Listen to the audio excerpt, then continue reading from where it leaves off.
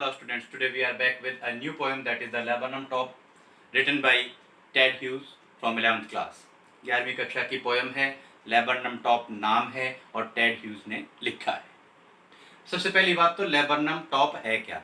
Laburnum एक पेड़ है जो यूरोपियन कंट्रीज में पाया जाता है और उसके पत्ते पीले होते हैं। उस पेड़ के टॉप यानी कि शिखर की बात इस पोएम में पोएट ने की है। सेकंड बात है कि हम आपको बताएंगे टेड ह्यूज के बारे में। Ted Hughes was born in UK, United Kingdom में टेड ह्यूज का जन्म हुआ। उसके बाद में उन्होंने वहाँ की जो रॉयल एयरफोर्स थी वहाँ पे जॉब की और उसके बाद उनकी जो वाइफ थी सिल्विया प्लैथ, उनके कहने के बाद, उनके मोटिवेशन इंस्पिरेशन के बाद उन्होंने राइटिंग का जो है ये पोइट्री का काम स्टार्ट किया। वो 20th सेंचुरी के बहुत अच्छे राइटर भी थे और mainly he is known as a poet. He is also known as a poet laureate. Laureate वो आदमी होता है जिसको किसी विशेष क्षेत्र में किसी विशेष काम करने के लिए राजकीय सम्मान दिया जाता है। और जो टेड ह्यूज हैं वो पोइट्री जब लिखते थे तो वो नेचर के बारे में लिखते थे और रिलीजन, धर्म के बारे में अपनी जो पोइट्री वो लिखते थे। उन्होंने जो अपनी पोइट्री है वो चिल्ड्रन से रिलेटेड भी लिखी है, बच्चों से रिलेटेड भी उन्होंने कविताएं लिखी हैं। पर हमारे सिलेबस में जो ये पोएम है द लेबरनम टॉप, ये उनके जो टॉपिक्स होते थे रिलीजन और नेचर, उनमें से नेचर से रिलेटेड है, प्रकृति से संबंधित है। अब हम बात करते हैं कि इस पोएम में आपको ज्यादा कुछ लर्न नहीं करना है। देयर आर 4 स्टेंजास और मैं कहता हूं कि बिल्कुल आप एक सही तरीके से आप स्टार्टिंग से ही ये मान के चलें कि the beginning and the ending both are same. आपसे एक क्वेश्चन भी पूछा जाता है कि what type of similarity do you see in the beginning and the ending of the poem. इस पोएम की शुरुआत में और आखिर में आप क्या समानता देखते हैं? तो समानता ये है कि जो लेबरनम टॉप है, जब हमारी ये पोएम स्टार्ट होती है वो बिल्कुल साइलेंट है, क्वाइट स्टिल है, बिल्कुल शांत है, स्थिर है, उसमें कोई हरकत नहीं हो रही है। और मैं थोड़ा टाइम के बारे में आप लोगों को बता दूं, ये भाई सितंबर का महीना है, आफ्टरनून है, दोपहर का टाइम है और लेबरनम जो टॉप है वो बिल्कुल क्वाइट है, शांत है। और क्या डिस्क्रिप्शन दिया, क्या वर्णन दिया है कि लेबरनम के जो पेड़ के जो सीड्स हैं, ऑल सीड्स फॉलन, वो सारे बीज गिर चुके हैं, झड़ चुके हैं। ये पतझड़ का टाइम है, ऑटम सीजन है, ऑटम सीजन है और ये अभी येलो सनलाइट है। यहाँ पे जो येलो कलर है इस पोएम में उसका बहुत ज्यादा यूज पोएट ने किया है, क्योंकि सनलाइट है, उनका भी जो कलर है वो येलो होता है। देन लेबरनम के जो पत्ते होते हैं उनका कलर भी येलो होता है।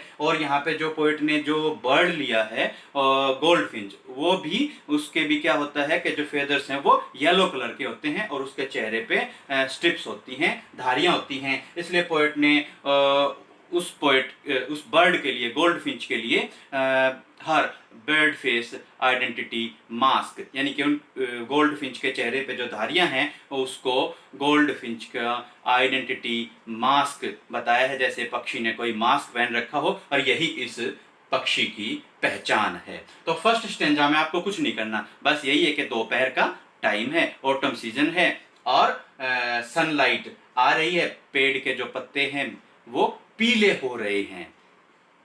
Leaves are few leaves are yellowing, कुछ पत्ते गिर चुके हैं, कुछ पत्ते पीले हो रहे हैं। It means it shows autumn season, पतझड़ का मौसम है। स्टार्टिंग में क्या बात आई कि सब कुछ लेबरनम टॉप बिल्कुल पूरे तरीके से शांत है।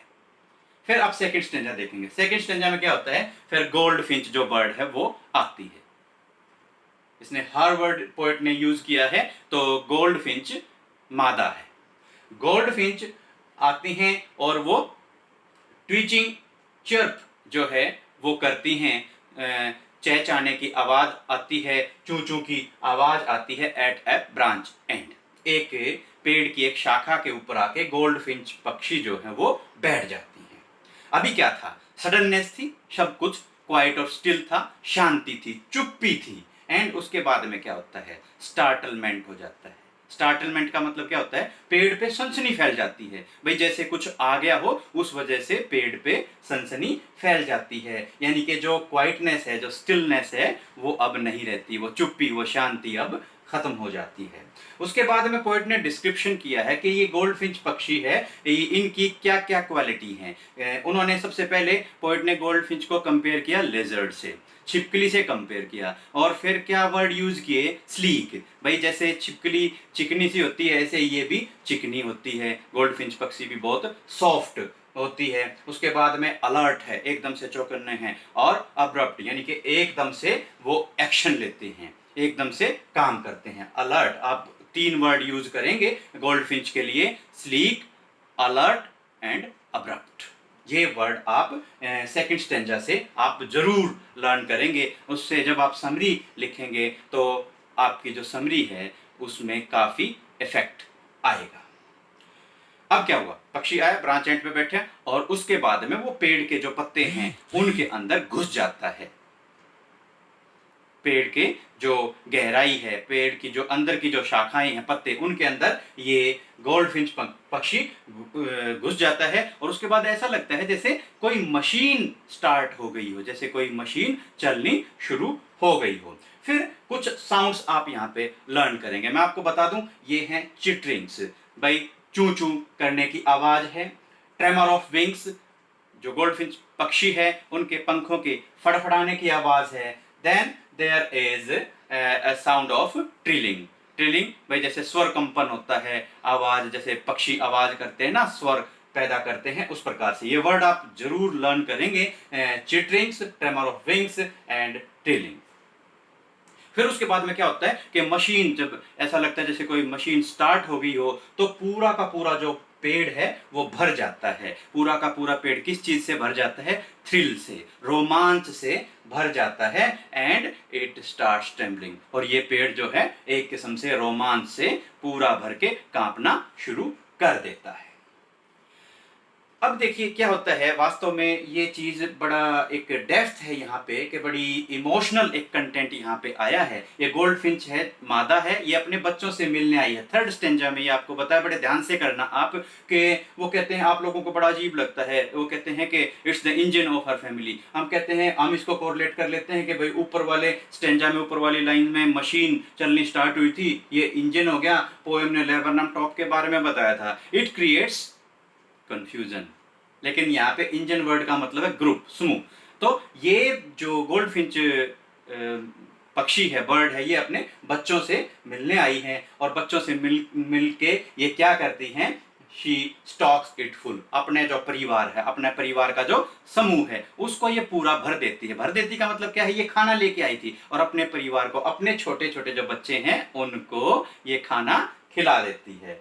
देन फिर ये अपना, इसने अपना पर्पस पूरा कर लिया, अपना काम पूरा कर लिया, और उसके बाद में फिर ये बाहर आ जाती है, पेड़ की शाखाओं से बाहर आ जाती है। दूसरी जो पेड़ की शाखा है वहां पे ये बैठती है। Then it shows its bird face identity mask. Bird होता है नेक्ड, है, तो अपना जो नेक्ड फेस है, बिल्कुल खाली जो फेस है, जिसके ऊपर स्ट्रिप्स हैं, धारियां हैं, उनको ये गोल्डफिंच पक्षी दिखाती है। और फिर उसके बाद में ये डिसाइड करती है उड़ने का। और फिर लास्ट वाला जो स्टेंजा है उसमें ये वही दिखाया है पोएट ने, कि विद इरी। इरी का मतलब होता है ए टाइप ऑफ सैडनेस, थोड़ी सी गहरी सी उदासी के साथ में, और विद डेलिकेट, बड़ी सॉफ्टनेस के साथ में, डेलिकेसी के साथ में, और विशल चर्प, जैसे सीटी बजती है ऐसे चहचहाने की आवाज होती है। And then it launches away towards infinity, towards infinite. फिर ये अनंत की ओर,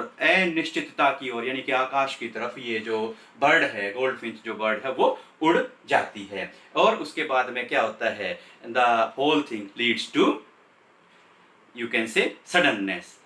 इट सबसाइड टू एम्प्टी। पूरा का पूरा पेड़ फिर खाली हो जाता है, पूरा का पूरा वहां, पूरे के पूरे वहां पर जो एटमॉस्फेयर वो फिर से शांत हो जाता है। फिर आप फिर लिख देंगे लास्ट स्टेंजा में कि भाई the laburnum top was silent and quite still. तो आप स्टार्टिंग में एक लाइन लिखेंगे the laburnum top was silent and still, last में भी यही लाइन लिख सकते हैं कि at last the laburnum top was silent and still. Second stanza का आप क्या करेंगे कि उसमें क्या हुआ, गोल्डफिंच पक्षी आया था और वो एक ब्रांच के एंड पे बैठा था और उसमें जो है उसने अपना क्वालिटीज बताई हैं, स्लीक, अलर्ट एंड अब्रप्ट, ये क्वालिटीज बताई हैं। उसके बाद में कुछ शोर हैं, आवाज हैं, उनको आप नोट करेंगे। ये चिटरिंग्स हैं, ट्रेमर ऑफ विंग्स हैं, ट्रिलिंग, ये 3 वर्ड ये आप लर्न कर लेंगे। और उसके बाद में थर्ड स्टेंजा में उसने क्या किया था, अपने बच्चों को खाना खिलाया था, उनसे मिलके, और वो फिर इन्फिनिटी की तरफ, अनिश्चितता की तरफ उड़ जाती है। बड़ी आसान सी पोएम है, बड़े आराम से आप लर्न करेंगे।